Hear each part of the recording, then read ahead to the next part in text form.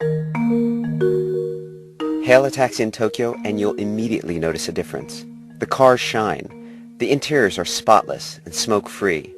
Drivers dressed in suits and gloves are unfailingly polite. And don't try to open the door for yourself. The driver does that for you. In many ways, it's no surprise that Japan, the country that wrote the book on hospitality, has a taxi fleet that offers the best service in the world.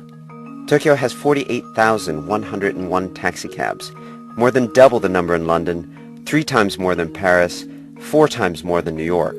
Most are owned by 476 companies. The rest belong to 16,700 self-employed drivers. Every day they shuttle 730,000 customers around the city. That sounds impressive. Run by Ichiro Kawanabe, whose grandfather started the business in 1928, the company puts every driver through rigorous training. They're told how clean their cars should be, how to dress, what to say to customers, how deeply to bow, and which hand to use when giving change. Such guidance is necessary because getting behind the wheel of a taxi is usually a job of last resort. The pay is low, and the 21-hour work shifts are brutal.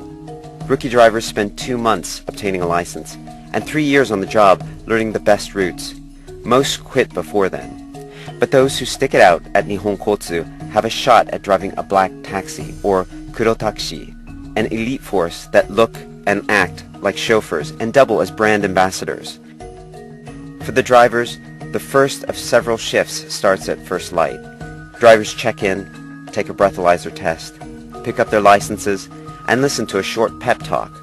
Then they recite in unison everything they will say to a customer during a pickup. Overhead is each driver's daily target. On this day, it's 52,000 yen, or roughly 400 euros. Rarely do they earn tips. It's just not part of the culture. Once drivers leave the parking lot, they're on their own. Knowing the flow is important. Morning rush hour, then hospitals and hotels until 2 in the afternoon, when it's time to stretch the limbs, grab lunch, squeeze in a nap. 3 hours later, the evening rush gets going, and it's steady well past midnight, when the trains stop running and the bars empty, until the early morning hours when the trains resume service and the taxis head back to the lot to end their shifts.